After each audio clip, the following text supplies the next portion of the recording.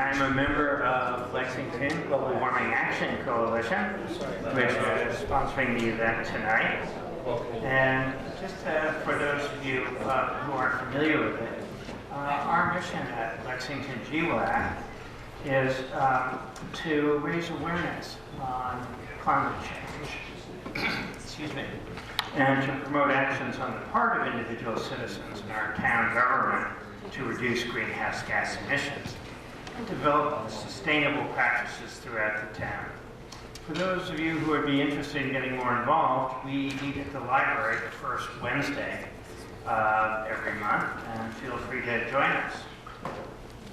First of all, I'd like to thank the Lex GWAC committee for organizing this event, and in particular to Ricky Paco and Marcia Jans, who provided the leadership for this event. So thank you, Ricky.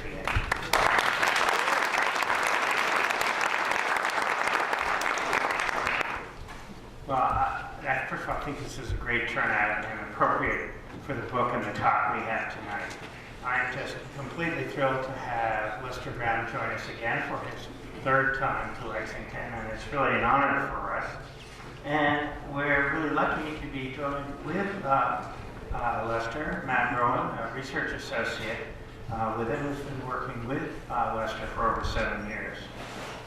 You know, when I think of it, I don't think there is anyone who has a better understanding of the progression of climate change over the years and the implications of that going forward as LesterBrown. Not only that, but he understands the solutions to what I think many of us agree is the single most pressing problem facing our planet. LesterBrown has studied climate change since 1965. And what I find most impressive about his work is his ability to see into the future and to project what's going to happen next. In fact, I half anticipated that he was going to arrive with a crystal ball. Today, he and Matt will share observations from their most recent published book, The Great Transition, Shifting from Fossil Fuels to Solar and Wind Energy. And they'll be available around 9 to sign it, and the books will be available for purchase at the end. You know, I don't know about you, but most of the material that I read about climate change is quite discouraging and makes you wonder about our future. And what's so wonderful about this book is how hopeful it is and how clearly it describes what's happening now that may be hard to see. So, and I think this projection of the future and the more hopeful side is particularly powerful based on LesterBrown's credibility and the credibility of his team.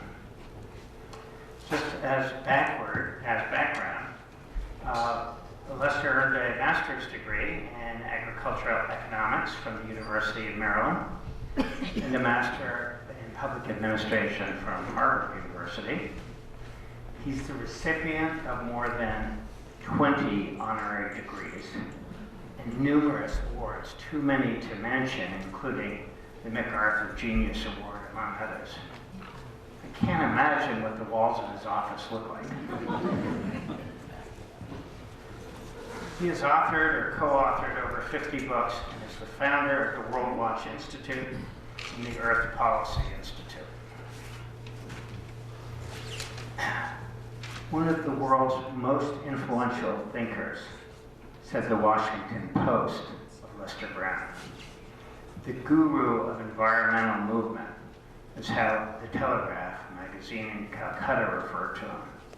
This gives you the sense of the scope of his work and his reputation. Bill Clinton states that LesterBrown tells us how to build a more just world and save the planet in a particularly straightforward way. Joining Lester is Matt Roney. He's a co-author of this book. A little bit of background on Matt. And this is Matt's first time to Lexington. Hopefully he'll follow up with many more. Matt is a co-author and a research assistant at the Earth Policy Institute. He holds a Master's of Science in Environmental Science and Policy from the Johns Hopkins University and a Bachelor of Science degree in Environmental Conservation from the University of New Hampshire. So without any further delays, please join me in welcoming LesterBrown back to Lexington and Matt for his first time.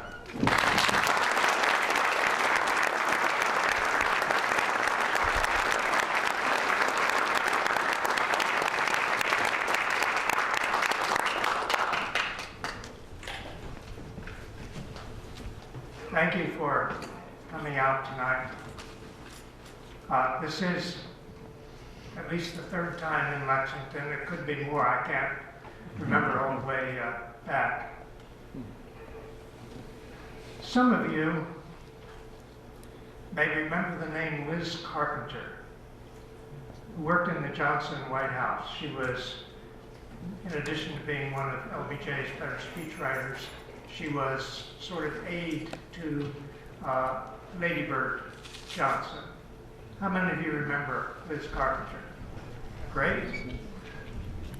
Liz, after her White House years, wrote a book called Ruffles and Flourishes, an interesting book. And then she was on a White House, on a tour after the White House years, on a book tour, and found herself in Atlanta, Georgia one night in a hotel lobby.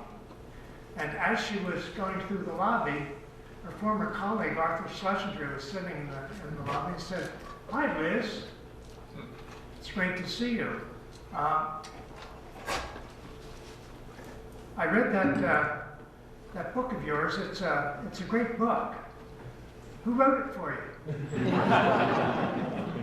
She said, "Well, I'm glad you enjoyed it, Arthur. Who read it to you?"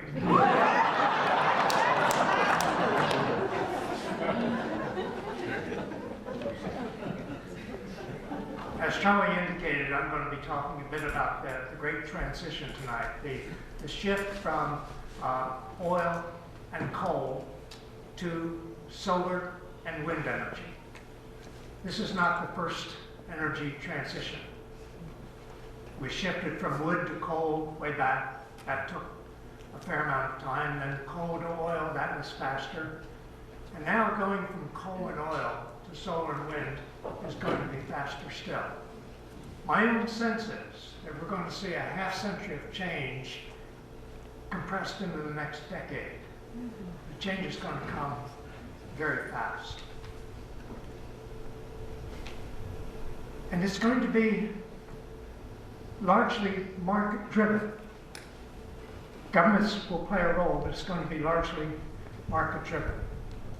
We're now seeing the cost of solar panels to go on rooftops dropping to the point where homeowners can get cheaper electricity from these solar panels than they can from the local utility. And the cost continues to go down as the design improves and as we move toward mass production. What's happening is that more and more people are putting these panels on the rooftop, and that shrinks the market for the local utility. So they have to raise prices in order to stay in business. The more they raise prices, the more attractive it becomes for people to put solar panels on the roofs. So this is what is now being referred to for utilities as a death spiral. Once it gets started, it's very difficult to arrest it. It is now underway in many places. And we're looking at the transition from coal and oil to solar and wind. And the geography of this is fascinating because in an oil-based economy, much of our energy, at least in the past, though not today, but in decades past, came from halfway around the world. Saudi Arabia, for example, other Arab countries. Now, with solar panels on our rooftops, our energy source is only 10 feet above our heads. It's a very different world, and the energy is local. So we're going from extreme international dependence for energy supplies to the localization of the world energy economy. It's going to be a new world. We're going to see electrification of the transport system. It no longer makes sense to use oil to run cars. Electric motors are 3 times as efficient as internal combustion engines. So we're going to be moving more and more to electric cars. And we're seeing this now with Elon Musk, for example, and the Tesla and all the things he's doing, but all the big automobile companies are coming to market with electric cars. And this is going to be the future. We're getting glimpses of the new energy economy. We see it in Denmark, for example. In 2013, the Danes got 34% of their electricity from wind. In 2014, it went up to 43%. In January of last year, it reached 62%. Denmark may become the first country to make the transition from fossil fuels to renewables, to solar and wind energy. But it won't be the last. Things are happening very fast now. It is the first country where wind has displaced coal as the principal source of electricity. Other European countries, Portugal is getting 24% of its electricity from wind. Spain, 30%. Ireland, 19%. All are rising and rising fast.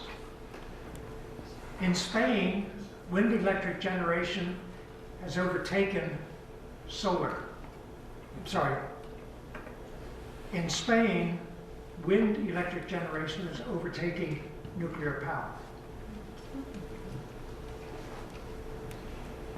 In South Australia, one of the states in Australia, wind is now providing more electricity than coal.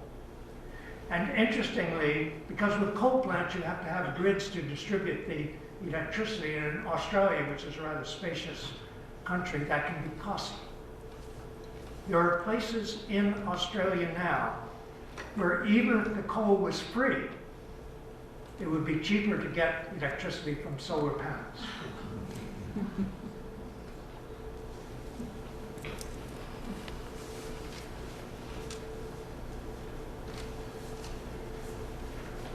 Harvard did a study on China. I think it came out a couple of years ago. The conclusion of the Harvard study, which did an inventory of wind resources in China, was that China has enough harnessable wind energy to power 10 Chinas of the size the Chinese economy is today. China is very ambitious in its development of wind and solar resources, and Matt will be talking more about this later. In China, the energy transition is moving fast. They're now building new transmission lines to get the wind-generated electricity from Inner Mongolia and Western China to the big cities in central and eastern China. And the good news is we've seen advances in the last few years in the efficiency of electricity transmission, so we can transmit electricity over substantial distances without losing very much of the electricity.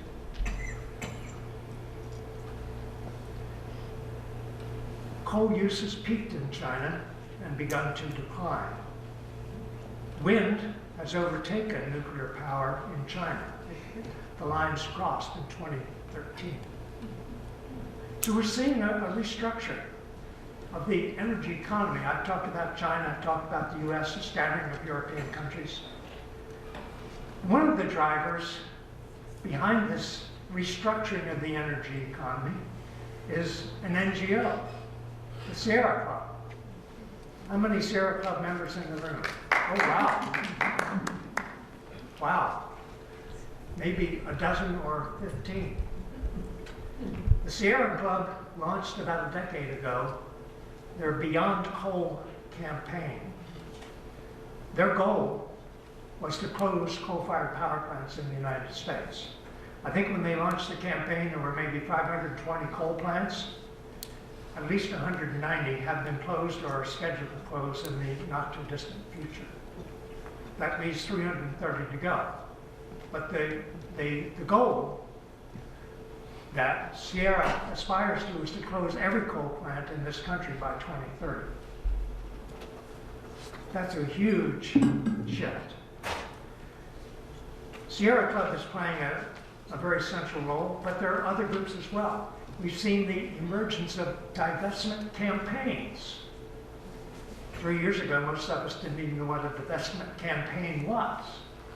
But there are many groups now, universities, NGOs, church groups, that are pushing for fossil fuel divestment. That is, urging those who have university endowment funds, for example, to divest any stocks they hold for coal and oil plants and shift the funding to renewable sources of energy.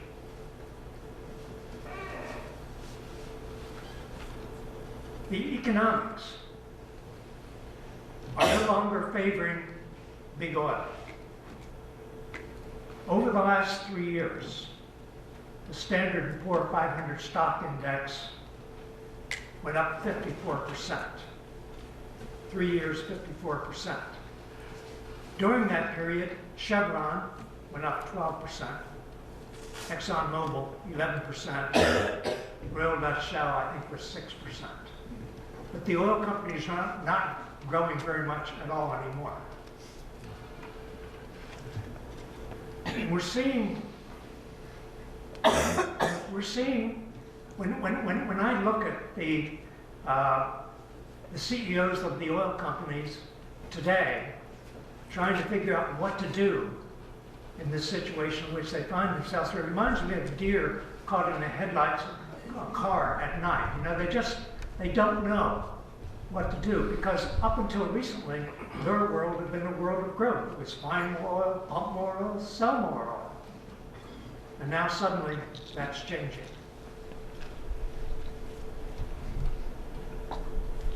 In any major economic transition, there are stranded assets, because the economy changes and some things that were valuable in the old economy are not so valuable or may not have any value at all in the new economy. And we're seeing that in this energy transition. Corner service stations are beginning to disappear. I live in Washington, D.C., and there was a corner service station just a few blocks from where I live. It's closed. 25% of the gasoline stations in the U.S. have closed over the last several years. 25% of the oil refineries in this country have closed. The market for gasoline has declined very substantially. That's because cars are becoming more fuel efficient, because we're driving less, and because young people are not part of the car culture the way my generation was, for example. When I was in my teens, when you reach 17, you got a driver's license and something to drive. We all did it. That was the thing to do. That's not the case anymore. Young people today are not part of the car culture in the way that my generation was, for example. So oil refineries closing, coal mines closing even faster. We must have closed close to 200 coal mines in this country in the last several years, because the market for coal in this country is going down. It's going down fast. The coal rail lines that took the coal from the mine to the nearest power plant, not being used anymore, at least in many situations. Oil pipelines, some of them are no longer carrying oil. They're there, but they're not being used. Coal reserves which once were part of the value of a coal company when it did a corporate valuation, have very little value now. So we're seeing a fundamental shift in the economy. We're also seeing a shift in the kind of human skills that are required in the new energy economy. Coal miners were a substantial segment in the U.S. labor force at one time. They no longer are, both because coal use is going down, but also because much of coal mining has been mechanized now. Petroleum geologists, once very much in demand, but not so much anymore, because oil does not figure prominently in the future as it once did. What we need now are wind meteorologists and solar engineers. And I think our universities are lagging behind in restructuring the sort of courses that they offer. I think in many cases they're still offering courses for the past rather than for the future. So it's a challenge to do this restructuring. Most of us resist change, but change is going to be required as we move into the new economy on a scale we've not seen before. The earlier energy transitions from coal to oil were spread out over a long period of time. But now, going from coal to oil to solar and wind is going to happen much faster than most people realize.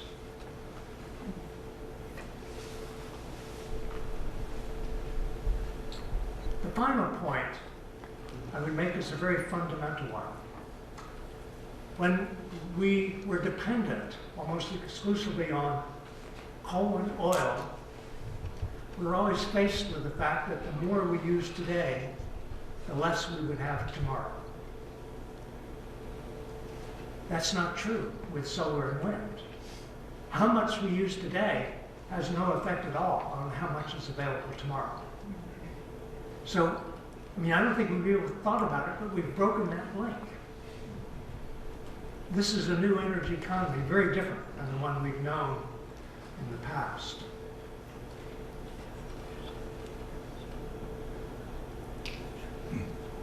We're seeing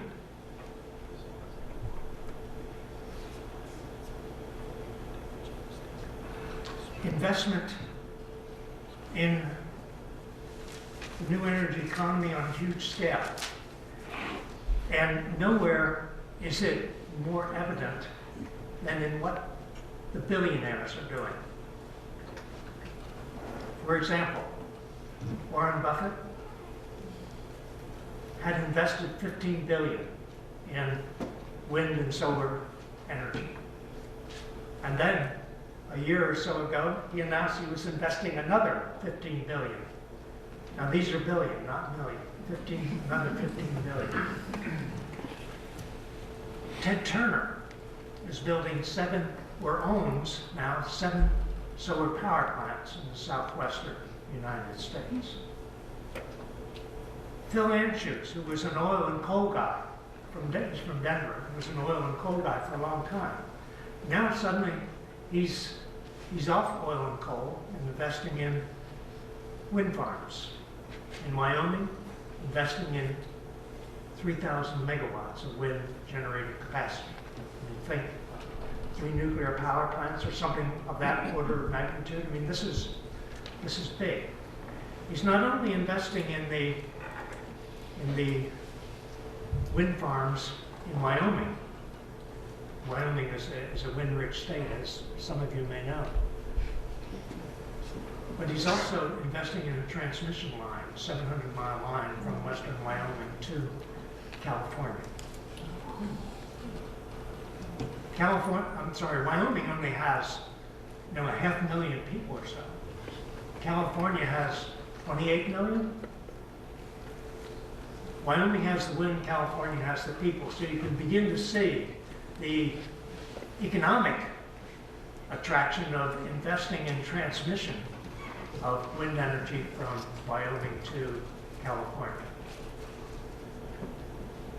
I could go on for some time talking about the various things that are happening now, but I wanted to give you a sense of how the energy economy is changing. I don't think I mentioned in China, they're now getting more electricity from wind than from nuclear power. I can't remember if I mentioned that or if I mentioned to someone talking earlier, but we're seeing huge shifts now in the energy economy. But it's just the beginning as we make the transition from coal and oil to solar and wind. It took us a long time to get from coal to oil and then to coal and oil together. But this transition will be largely completed within a decade. We're not talking about the next half century or century. We're talking about something that's happening very fast and is being market driven. We're also seeing some new challenges develop. For example, in a community where many people put the solar panels on the rooftops, the market for the local utility begins to shrink. But they have to maintain the same structure. And so, in order to stay in business, they have to raise prices. The more the utility raises prices, the more incentive there is to put solar panels on rooftops. So this process is beginning to drive itself.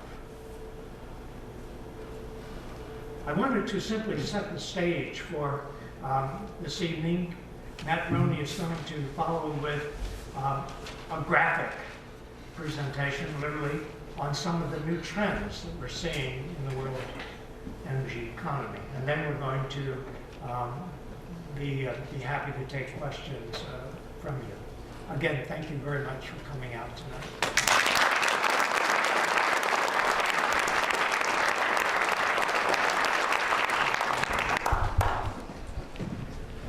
Thanks very much, Les. Thanks everybody for coming out, and to everyone to help organize this event. It's terrific. I'm glad we got such a great turnout. Because I'm not operating the slides from here, Ricky is going to be my mouse person, and I'm going to be doing something like this every time I need a slide. So I'm not doing the Bill Clinton, everything's good. I feel your pain. It's just next slide, please. When I first started working with Lester in 2007, I learned that he was a big runner. And he would do the Cherry Blossom 10-mile race each year in April, early April. I said, well, I've never run for distance. I've played sports and trained for them and stuff, but I've never done anything like 10 miles, so I should train and try and do this. He was 73 at the time. I said, well, I could certainly race this. Well, I just beat Lester. So, and I kept my job. Nobody told me I was supposed to beat the boss. The next year, he trained extra hard and ran 5 minutes faster. But so did I. And I still kept my job, so thanks very much, Lester. That was a case where I was speedier than he was, but I think I'm going to take a little bit more time than he will tonight because there's so much exciting stuff to talk about. So if we talk about the transition, one of the most essential parts, obviously, is closing coal-fired power plants, #1 source of CO2 emissions around the world. And any discussion that talks about coal rightly starts with China. And for most of the last decade, 2 decades, we've expected coal use in China to just keep on going up inexorably with no end in sight. And a funny thing happened in 2014. According to the official statistics, it dropped by a little over 2%. I call this my Loch Ness Monster graph because of the shape, but also because of the nature of Chinese statistics. We're not sure it was actually there. Whether or not this is a true peak or we'll have a blip up, we feel like peak coal is on China's doorstep anyway, because of the factors that are on this slide here. First of all, air pollution is starting to become a social stability issue in China. The government's very concerned about the numerous environmental protests that are going on. It seems more and more every day. They want to keep a hold on stability, and they're going to have to tackle this. And part of the way To do that is with stricter environmental regulations, one that actually have teeth. We know that China hasn't been the best at enforcing its environmental laws in the past. What I'll show later is that wind and solar are really growing fast in China. Some neat graphics there. Improving efficiency in various parts of the economy. A slowing economic growth that's still 7% or so, but if we've decoupled economic growth from coal use in China, that's pretty exciting. And finally, the landmark agreement from November of last year, where China committed to peaking its coal use in 2020 and peaking carbon emissions in 2030. And we think it can actually happen much faster. While China's coal use may have peaked, India's is certainly still rising, and the government is committed to building many more coal-fired power plants. But we're skeptical on how many of those actually will be built for some of the same reasons. One, we hear about air apocalypse, so-called air apocalypse events in China, where the urban air pollution is so bad that India actually has worse urban air pollution than does China. That will have to be tackled. We also get reports every now and then about local opposition to coal, people protesting in their communities against proposed coal-fired power plants and actually winning, having them canceled. India, while it's committed itself to building more coal-fired power, it's also doubled the environmental tax on coal. Part of the tax on coal imported or produced in India. And part of that is funding its solar build-out, which is pretty exciting. Incidentally, Coal India, which is the largest coal mining company in the world, is actually installing solar panels on its facilities to save money on power. And finally, solar costs are undercutting the grid in big parts of the country. So this is part of that exciting movement that Lester was talking about. Much different graph here for the United States. We've already seen the peak, and coal consumption has dropped 21% since 2007 in this country. Lester went through some of the reasons for it, partly economic, low natural gas prices, low renewables prices, increased regulation, and the Beyond Coal campaign. One stat that Lester didn't mention was that before working to close coal plants, the Sierra Club was successful in blocking 184 coal-fired power plants that were planned from actually being built by fighting them in the courts. We've seen a peak in coal consumption in other industrial countries. We have Australia, Canada, and many in the EU, where we've already seen the peak, and we're just going to see more countries join that list. We also have to talk about oil, the number 2 source of carbon emissions, and it's slightly different than coal because coal is heavily used in the power sector. Oil is used mainly in the transport sector. And there is much more in the book than what I'll cover tonight. But Lester mentioned some of the problems that the big oil majors are having. I wanted to focus on what's happening in the U.S. and to show what Lester was talking about. So we have an 8% drop since 2005 in oil consumption in the U.S. Lester went through these various factors.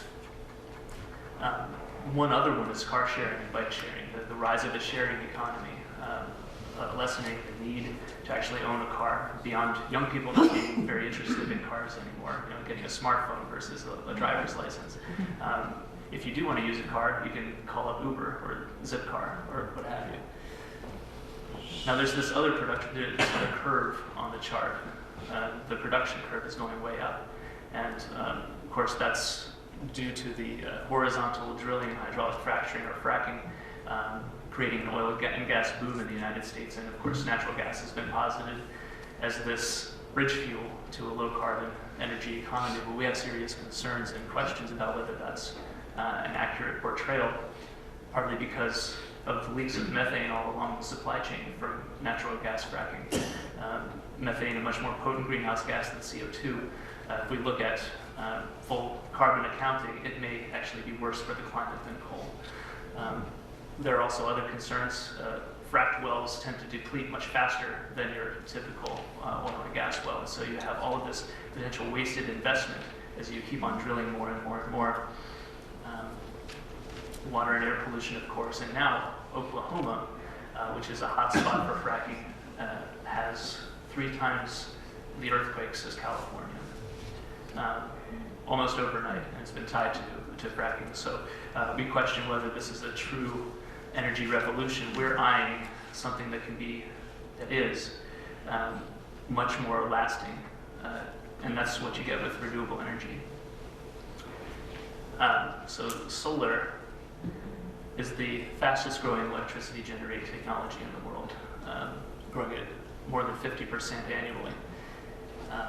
We've seen tremendous price drops for solar panels over the decades. In the 1970s, a solar panel cost more than $70 per watt. In 2014, the price dropped to below 70 cents per watt. For the install cost, including labor, the other equipment needed, finding customers, all these different costs that go into installing, that's dropped more than half since 2011. These are global figures from the International Renewable Energy Agency. And what that's translating into is, in a growing number of markets around the world, the cost of solar actually beats the average grid cost. For example, in the Philippines, solar electricity costs less than half that of coal-fired power.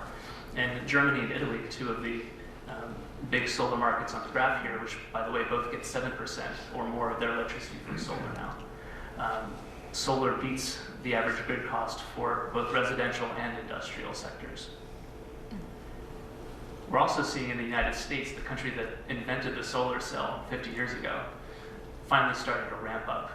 And solar generation has doubled each of the last 3 years. We're just going to see that continue.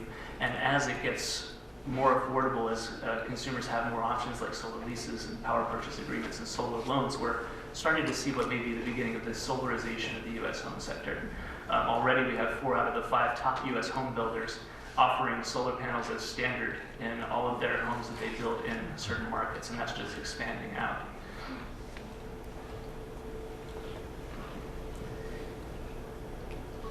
We also have a situation where for the 1.3 billion people in the world who don't have access to electricity yet, it's actually cheaper to build solar rooftop by rooftop or village by village with microgrids than it is to build a large centralized generator and a grid to connect these people.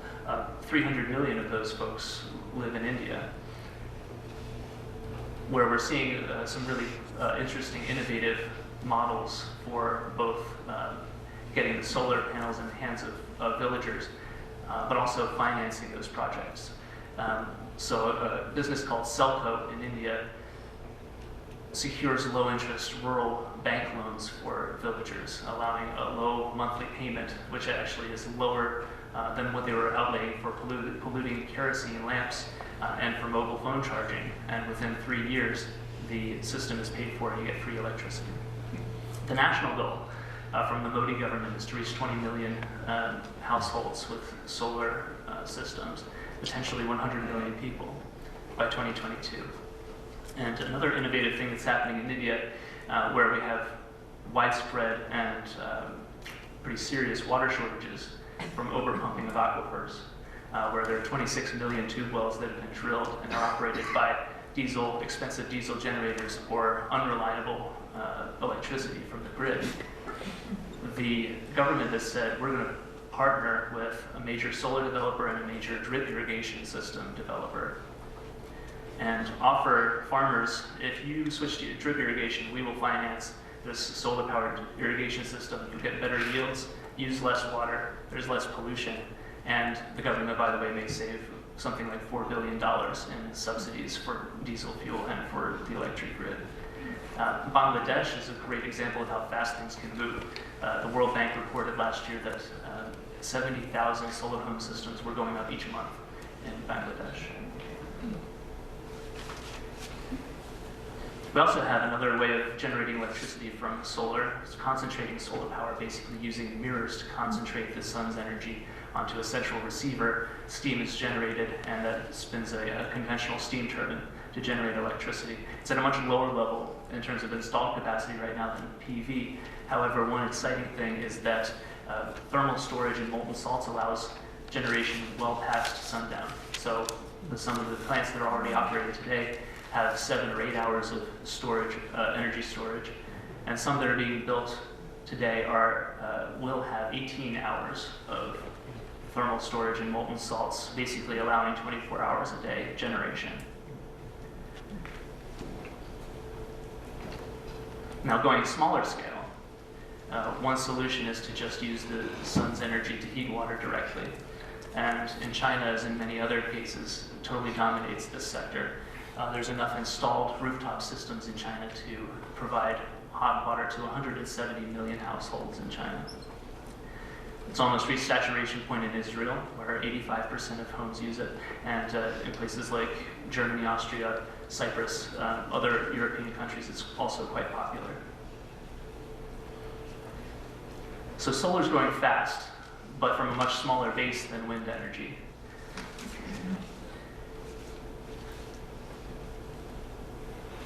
Wind is growing at more than 20% per year, and we estimate that the 370 gigawatts installed worldwide as of the end of 2014 could power 90 million US homes. We're seeing a big development ramp up in Latin America, which had been lagging in relation to its large resource, led by Brazil, which grew its capacity 60 to 80% last year.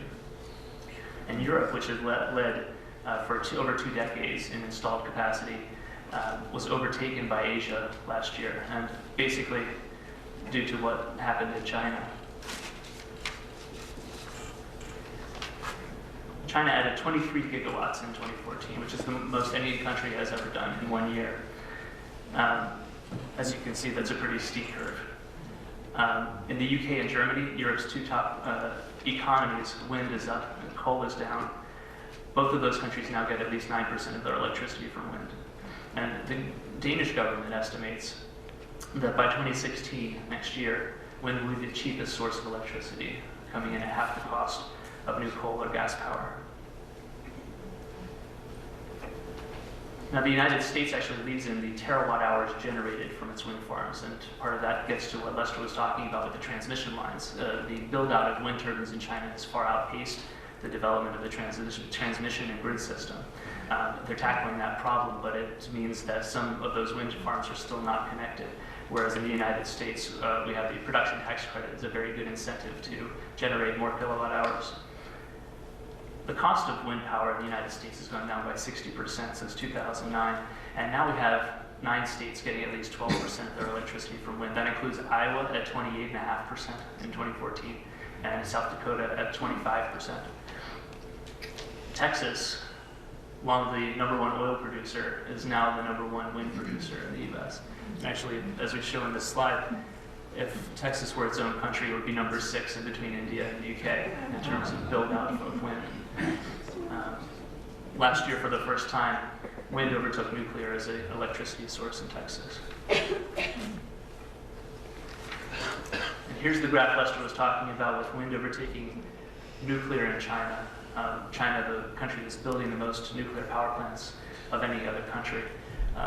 When wind overtakes nuclear in that situation, we can no longer say it's a marginal source. Lester mentioned that China could power itself 10 times over with wind energy. That's actually this similar story for most of the top 10 carbon-emitting countries, including the US, UK, Germany, India. It's extraordinarily widespread and abundant. So nuclear is growing in China, but on a global level, we're seeing a precipitous drop. Since 2006, it's dropped 14% total generation, well before the Fukushima disaster hastened its decline. In France, it peaked in 2005. France gets about 75% of its electricity from nuclear, but they're targeting 50% by 2025. They say we need to start to get out of this.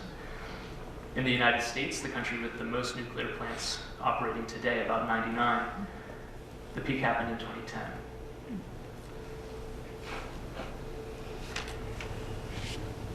One of the ironies of energy economics is that unlike with wind and solar and most other generating technologies, you get more experience with a technology, you build more of it, and the cost comes down. That's the total opposite with nuclear power. The costs just keep on going up, and part of the reason for that is that it takes longer and longer to build nuclear power plants. Construction delays and cost overruns are par for the course, and when it takes longer to build than expected, the financing costs go up.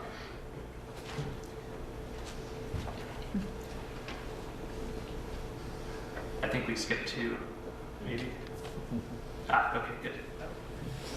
Sorry. My mistake. Misread my notes. So to piggyback on that point, construction delays and cost overruns. In France, the lone nuclear reactor still under construction was supposed to go online in 2012 for about $4 billion. Instead, it may go online in 2017 for another $7 billion, so a total of 11. It gives you an idea of the cost escalation. Nuclear plants operation, maintenance, and fuel costs are also going up. In the United States, it's 5% per year for operation and about 9% for fuel costs. And so nuclear plants are being squeezed between lower costs of their competitors and rising costs of operation. And in the last 2 years alone, we've seen 5 nuclear plants close in the United States for economic reasons, and there are dozens more on the chopping block. While rare, there's always the accident risk of the Fukushima-style disaster. That's not incorporated in the price of nuclear power. Neither is the cost of finding a place to put the waste. We still haven't resolved that issue. And finally, decommissioning is extraordinarily expensive. There's one site in the UK that's estimated to cost $130 billion to clean up, and it'll take about a century to do so. The government says we're committed to this and we're going to have to do it.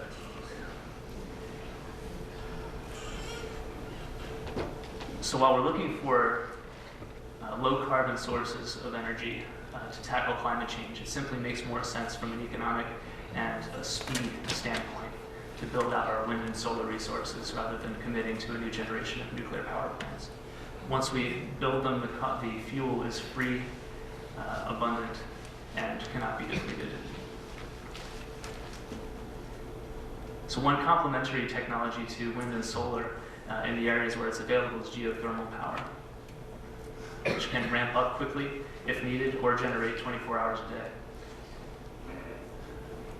Now, it's much less geographically distributed, widely distributed than wind and solar, but there are areas of the world that are extremely abundant in geothermal energy, including the Ring of Fire, which includes Indonesia, Philippines, Japan, the west coast of the United States, and much of Latin America. There are some 40 countries with a total of 860 million people that could get all of their electricity from geothermal power. That's the Geothermal Energy Association's estimate. 2 of those countries that could be 100% geothermal power have very rapidly rising populations, the Philippines and Indonesia. And between them, over the next 15 years, they plan to build out more than is installed worldwide today. Looking at Japan, Japan's always thought of as an energy resource poor country, but that's only if you look at the old energy economy. If we look at geothermal, they could power half of their economy with energy from the earth. If we look offshore, they could double their current electricity consumption with wind energy. And finally, the United States, through technologies that's in the development stage, demonstration stage right now, enhanced geothermal systems, it's estimated that we may be able to get 500 gigawatts of installed capacity through geothermal. And that's about half of our total installed capacity today. But if we had to pick a geothermal capital of the world, it would be Iceland. It pervades every facet of the economy. Close to 30% of its electricity coming from below the Earth surface. And it proves also that you can use geothermal directly. 90% of homes and businesses are directly heated through geothermal. And they use it for hot baths. This is the Blue Lagoon, which is downstream from a geothermal power plant, pictured here. Fish farming, greenhouses for vegetables, fruits, etc. And it's among dozens of countries that are using geothermal directly. So there's much to be excited about that's happening in renewables and phasing out fossil fuels, but we know that it's not happening fast enough. And so the question is, what do we do to accelerate this transition? And where I would start is efficiency. Simply because by far the cheapest way to meet increasing energy demands is to avoid them in the first place. And we can do this in every facet of the economy, from buildings, lighting, and industry, appliances, and transportation. The International Energy Agency released a report last year. They wanted to figure out what these 11 industrial countries that they listed had done over the past 40 years in energy efficiency and how much that was saving them per year. So they estimated that in 2011, those countries saved $740 billion, no small chunk of change, from their efforts in making buildings and lighting, et cetera, more efficient. We did a calculation a few years ago looking at what if the world did a wholesale systematic shift to the most efficient lighting available. And we concluded that we could save enough energy to close 270 coal-fired power plants. If we had to pick a model for ratcheting up efficiency standards, it would be Japan's Top Runner program, where the most efficient model of your toaster, air conditioner, dishwasher, etc., on the market today sets the standard for what's available tomorrow. And it creates a big race to the top in terms of saving energy. Another big opportunity for energy efficiency is electrifying the transport sector, which Lester mentioned.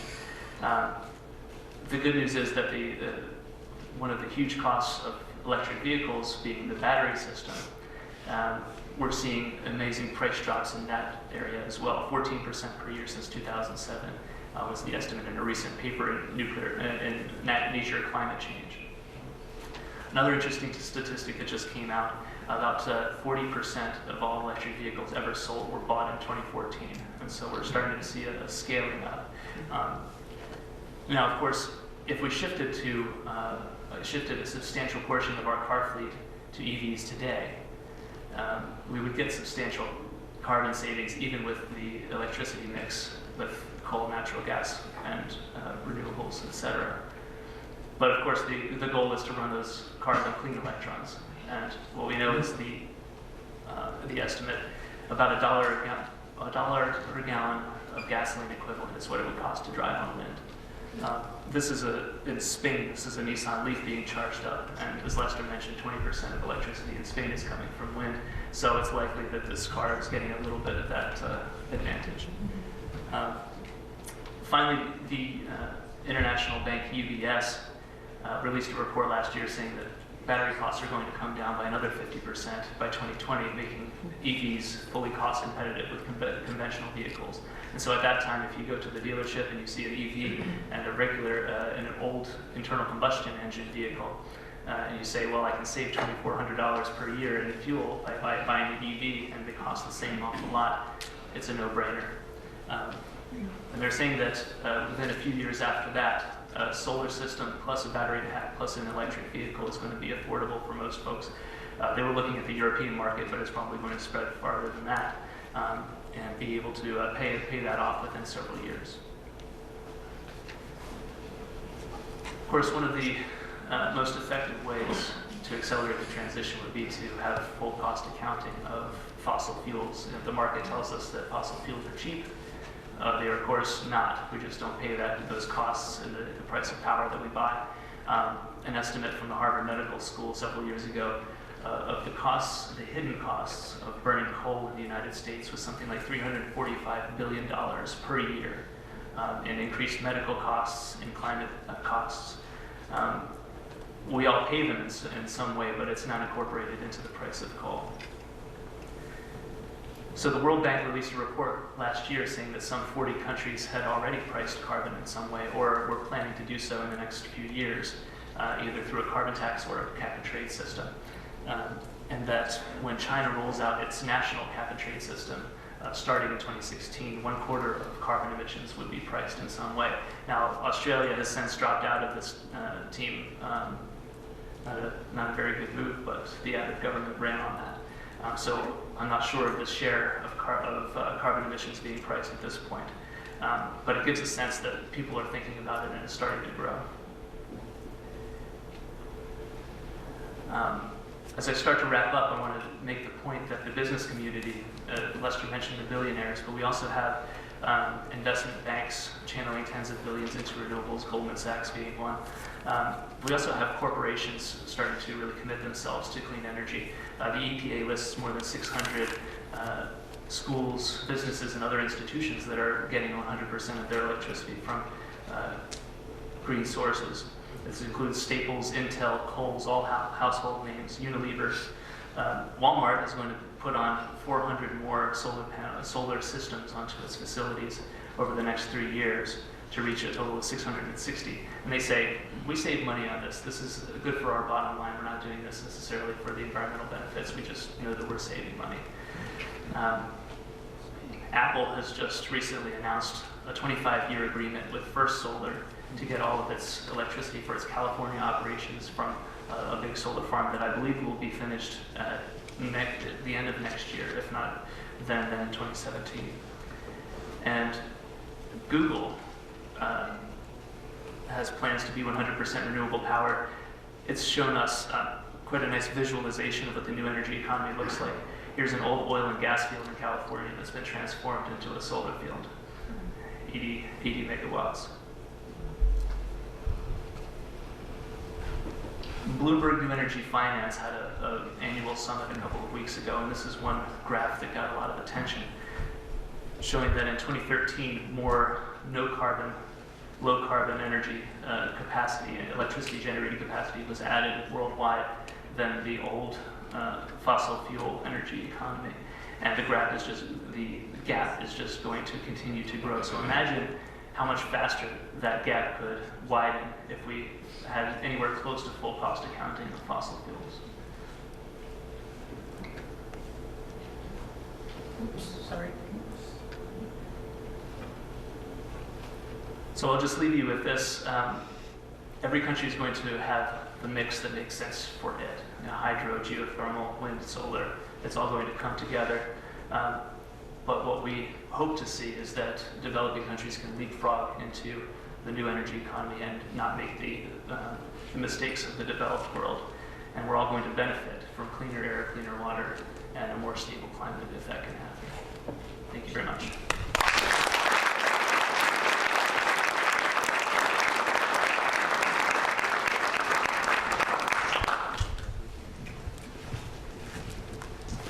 Thank you very much, Lester. And that is really exciting news today, and really gives us some hope for the future. I'd like to open up for questions now, and maybe Ricky, we can use this mic, but maybe I could ask. Maybe I could ask the first question. Let me move this down.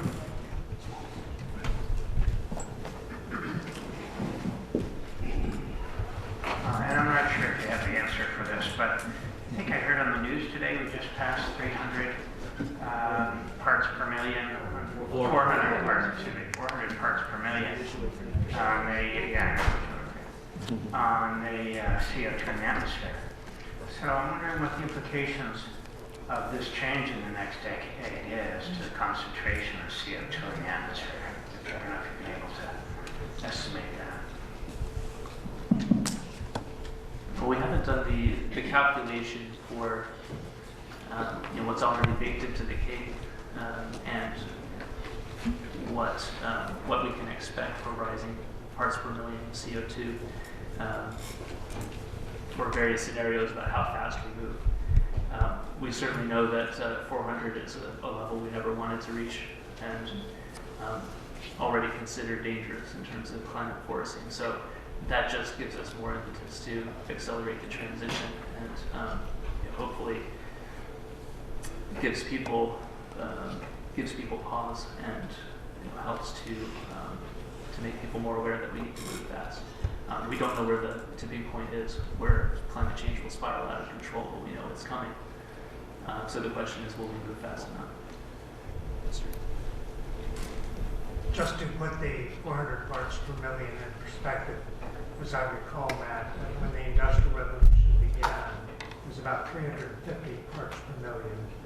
So we've gone up to 400 now, which is a very substantial percentage increase. And the real challenge is to see if we can, at some point, begin to bring this down again. But that's going to take a real energy revolution.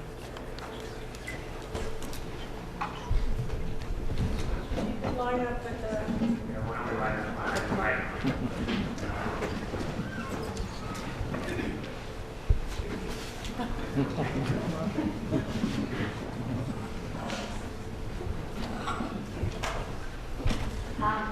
So I know this whole piece was about the transition from oil and coal to wind and solar, But do you guys have any idea what the next transition will be to, if there is one?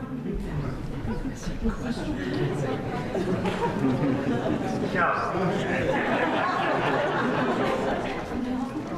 I think if we can make the transition from coal and oil to solar and wind, we won't need to go beyond that, because that will take carbon emissions down to a sustainable level. So at the moment, at least, I don't have any sense of energy sources that would be better and safer and cleaner and more sustainable than solar and wind. I think that's the if we can get that, we'll be home free. Thank you. Hi. In my living in Newton, I have a tendency to talk up carbon pricing and also wind. And I get feedback from my friends, mostly men, I might say, saying that, well, we don't have to do anything because technology will take care of this for us. And so we don't need any legislative action and political remedies. That's the first problem I get. The other one is the NIMBY problem with wind power. It's like, oh, people are not going to tolerate this in their backyard. So I wonder if you could help me with any kind of a response I could give to my friends. Let me talk about the NIMBY problem first. That is not in my backyard. That is true, certainly in this part of the country. But I can tell you there's a large part of the country, the Great Plains and the Midwest, where it's the PIMBY problem. Put it in my backyard. Ranchers want wind turbines on their land because a wind farm the turbines only occupy about 1% of the area in a wind farm. And for ranchers, the income from wind royalties can easily exceed that from cattle sales. So suddenly, their land has become twice as valuable as it was before because they're harnessing the wind. They're actually double cropping now. They're producing cattle and wind at the same time. And suddenly their land values are going up, and they couldn't have imagined something like this happening just a few years ago. This is a real plus for ranchers and for farmers, a real income boost. So the question about legislation, actually first, so we've been talking with people about Cape Wind and how it's been just a slog over a decade now with no turbines in the water, and how difficult that's been. I think that's the NOMA problem, not on my horizon. That's difficult in the Cape Cod region, but I think that we're going to see offshore wind in the U.S. It's just a matter of time. We just had, I think it's deep water wind off of Delaware. You get all the permits. Sorry? Rhode Island. Rhode Island, yes, thank you. That's going to be probably the first commercial wind farm online in the U.S. And once we see that it can be done and it's being done effectively, I think that we'll start to see more of that. But on the legislative side, we have to remember that it was Germany's decision to promote solar with the feed-in tariff that really led to the revolution we're seeing today, because it created that demand. That's the reason why China produces so much solar right now, is because they saw that there was a market for it, and that helped bring that price way down. So there's certainly going to be a role for government.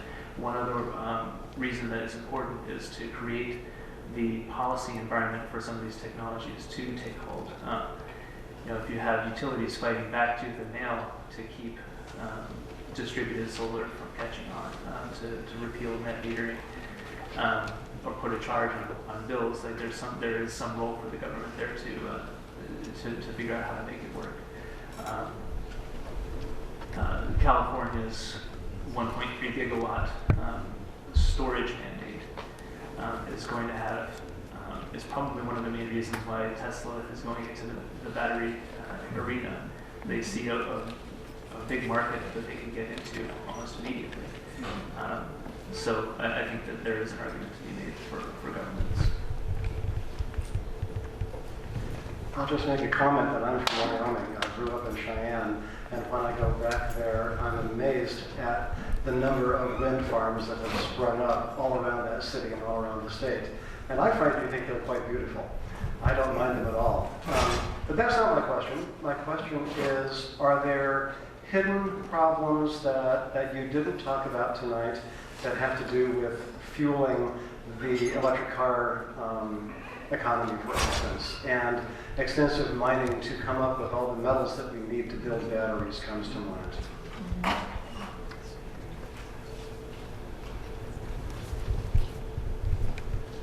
Yeah, there are certainly environmental concerns for the rare earth minerals that are needed for electric cars. China being the #1 producer of rare earth minerals, and making sure that this is done in a more environmentally sustainable way. One study that was done several years ago by Mark Jacobson from Stanford and Mark DeLucci, whose affiliation isn't coming to me right now. They basically looked at, could we get to a 100% wind, water, and solar powered energy economy worldwide by 2050? And the answer is yes. No resource constraints or technology constraints. It was all political. So we know that the resources are there, and it's not just in China. And so we need to figure out, okay, where else can we get these materials, and how do we get the Chinese to do it more effectively? I don't have the answer to that right now, but it's something that we need to be seriously thinking about.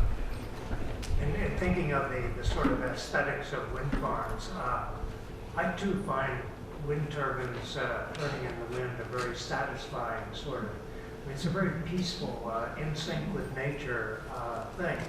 And I've noticed in flying that flying from Denver to Chicago, for example, gives you a good cross-section of wind farms in the Great Plains. Flying from Helsinki into Copenhagen, you see the offshore wind turbines first as you're approaching Copenhagen, and wind turbines on the land as well. In France, driving from Brussels to Paris, for example, you drive through French countryside, and to see the wind turbines just spread around through the countryside, not in a concentration, but it becomes sort of part of the landscape. And I personally find it a very satisfying thing to see electricity being produced without any carbon emissions, without any air pollution, and in an aesthetic, for me at least, aesthetically pleasing way. One other thing that just came to mind, Tesla's gigafactory that is going to be building in Nevada is strategically placed next to a geothermal power plant, where they feel that they're going to be able to extract some of those needed minerals for the battery production from the geothermal brine as it's brought up. So that's one way in which we could see a synergy of things and have those materials produced here in the United States, and with much more oversight. I wonder if you could tell us anything about technological advancements in the area of what I think is being called carbon sequestration, where carbon is supposedly perhaps in some way sucked out of the atmosphere. I don't know what would power that. I'd be interested to hear. That is something that I have no research experience with, so I can't add to that conversation. I think that there's massive tree planting initiatives, and the question is how effective are they? So, who's tending to those trees, etc. But it can be done effectively. It's just it's a massive effort that needs to be done. But as far as machines for taking carbon out of the atmosphere, I really would like to see that. But there was an early project that started some years ago to sequester carbon from, I think it was from a coal plant or what have you. And it is technically possible, but it's so costly that it just doesn't make sense anymore. So I think carbon sequestration of the sort that was once envisaged is probably not going to happen and is not needed. Thank you. one other follow-up to that, the carbon capture and storage projects that have gone forward are only economically viable if they're pumping that carbon into oil wells to enhance the extraction of oil. And so does that make any sense from a climate perspective?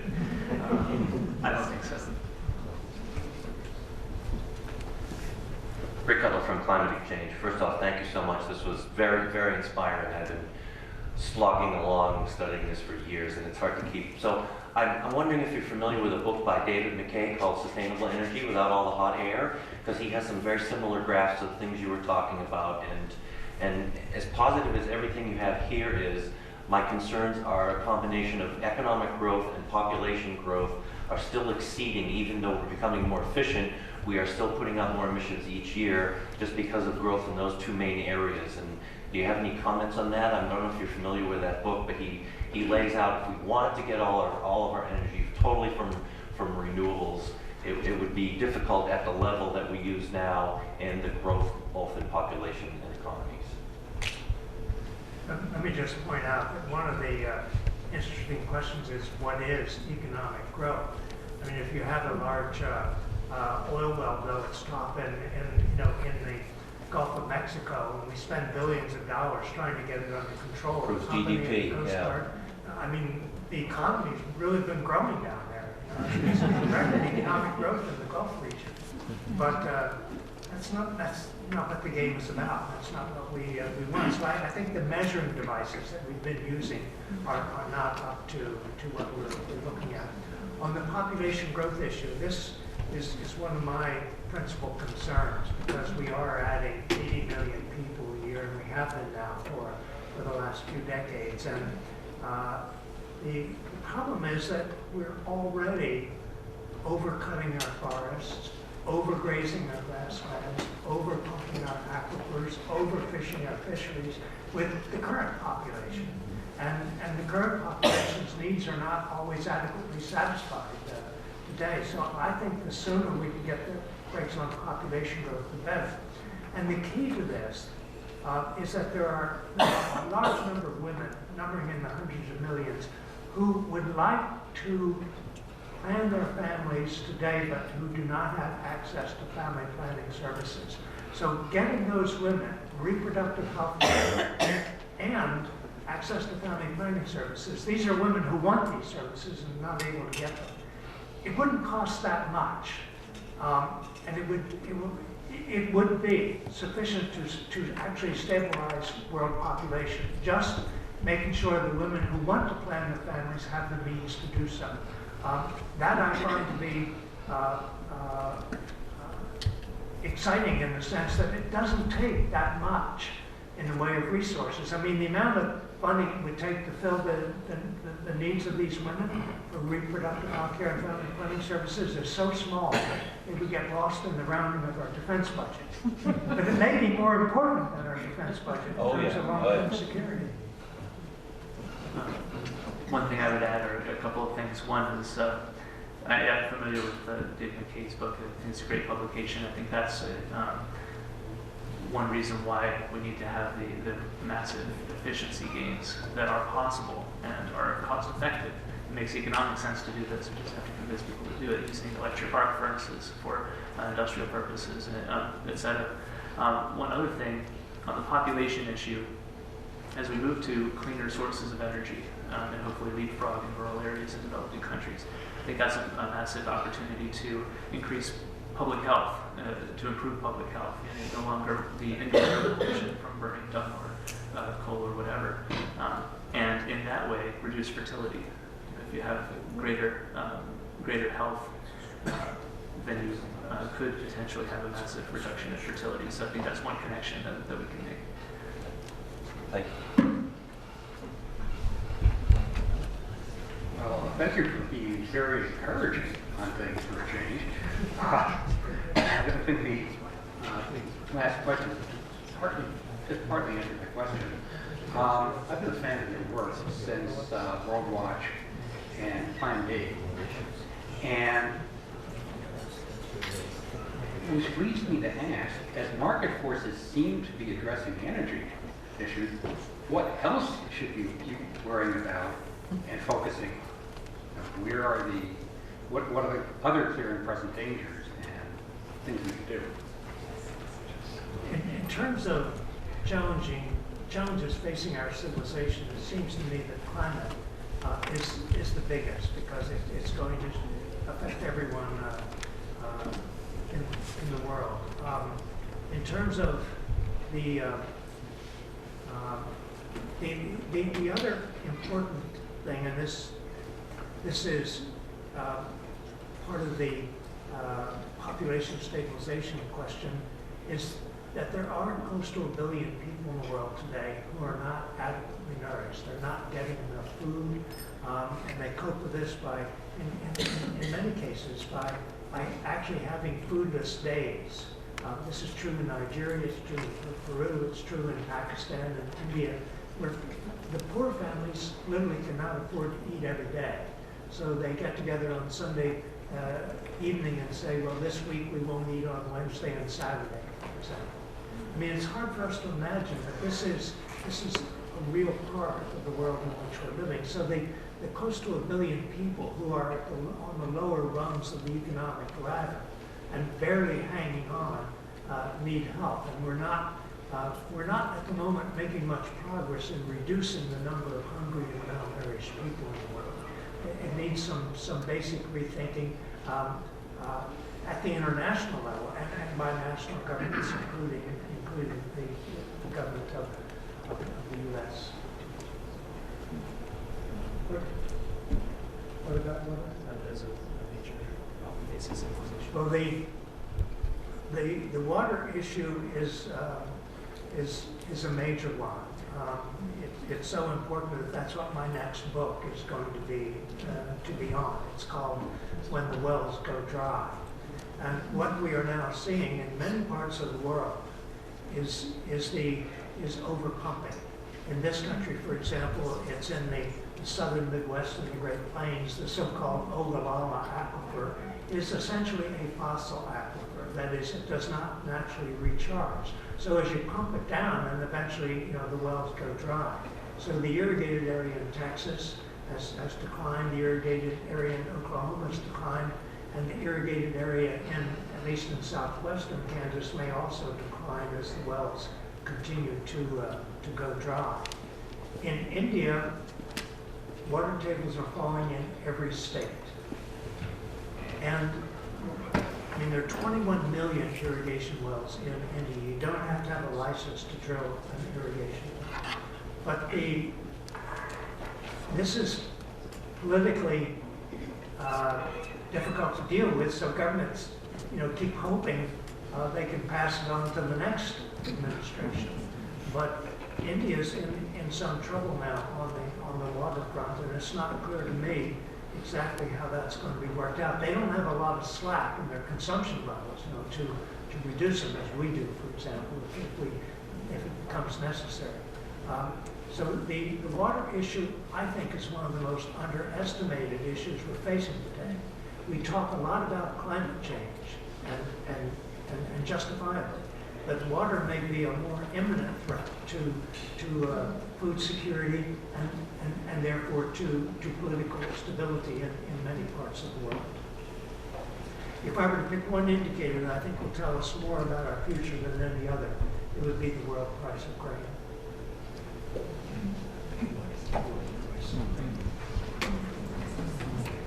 I don't know if we want another question from this guy. Choose our last. Just kidding. Do you ever see the usage of more personalized solar panels? Like if you have, if they start building cars where you have a solar panel right on the hood of it, in which which would completely obliterate the usage of any form of pump, just even electric pump. You just put your car out in the sun and it chugs it itself. Or even if you got I don't know, on the side mirrors you get little pinwheels that spin as the car drives. Good luck. I think Toyota should use you as an engineer. There is one car maker that has put solar panels on the roof. Does anybody remember what that? The Prius has them. It's only used.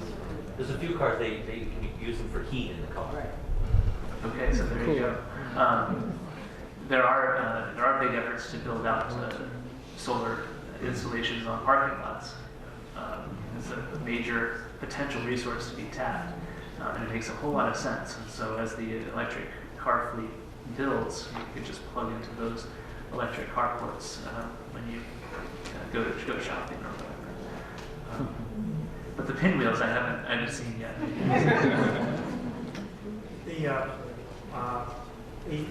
One of the interesting things about solar power is it scales up and it scales down. You can't do that with wind farms. You can't put a wind turbine on your roof, for example. But with solar, you can have a solar cell small enough to operate your watch, for example. So you can go down to very small or go up to very large. And that's one of the attractions of solar panels. You can have tiny ones, and you can have some that cover, a few square miles, as Matt mentioned. We have a lot of parking lots in shopping centers and near supermarkets. They could all be covered with solar cells, and you could recharge your car and cover part of your grocery bill while you're shopping in the supermarket. I mean, I'm halfway serious about this. I mean, I believe. Thanks again. I hear the word grid used a lot, and yet I don't really understand how the renewables will change the grid, how we have to plan for a change in the grid. Do you have any thoughts about how the grid needs to change or might limit us? I think that the adoption of smart meters, of smart appliances, is a potential way that we can integrate more distributed energy into the grid. Utilities, I think, have made wildly inaccurate claims about how much we can stably integrate. If you look at Germany and Italy, they've got 7% solar electricity on the grid right now, no problem. And so most utilities, I think, in the United States look at 1 or 2% and get shivers up the spine. But as we get into further penetration, you have to figure out what happens in midday, as in California, where we have a large layout of solar PV. Demand drops quite substantially, and we have what's called the duck curve, where it goes down, there's the belly of the duck, and then it's a big ramp up. One way that the Tesla battery situation could add to that is to allow the utilities to use that as storage and not have that big drop off in demand during the day. So it's going to be interesting to see how it plays out. I mean, I think that it's going to be a mix of things. But we're still going to have the grid. I think that most people probably won't go all the way off grid, and so the utilities are going to be needed in some fashion. But if we can decouple their earnings from how much electricity they sell, I think that's one of the biggest steps to take. And it's happened in many states already. So if that spreads, then we can really have the revolution we're looking for. What's happened already? A decoupling of electricity sales from how the utilities make money. So I'll be glad to send you the report. I can't remember right now who did it, but it was a survey several years ago showing the surprising number of places in the country where that had been decoupled. I would just add to that, I think one of the things we're going to see in the new energy economy is a lot more two-way metering, where utilities will sell electricity to individual homeowners or businesses, what have you, but also rooftop panels will become a source of electricity to sell sometimes when there's a surplus. So I think two-way metering is going to become a part of the new energy economy, and I think it makes eminent sense. Well, I don't have a question. I was just standing in line to cut off the future questions. But I'd like to take, well, first of all, we're going to have a book signing and sales. Where will that be, Ricky? Is it back in the hall? And I want to thank Lester and Matt for traveling.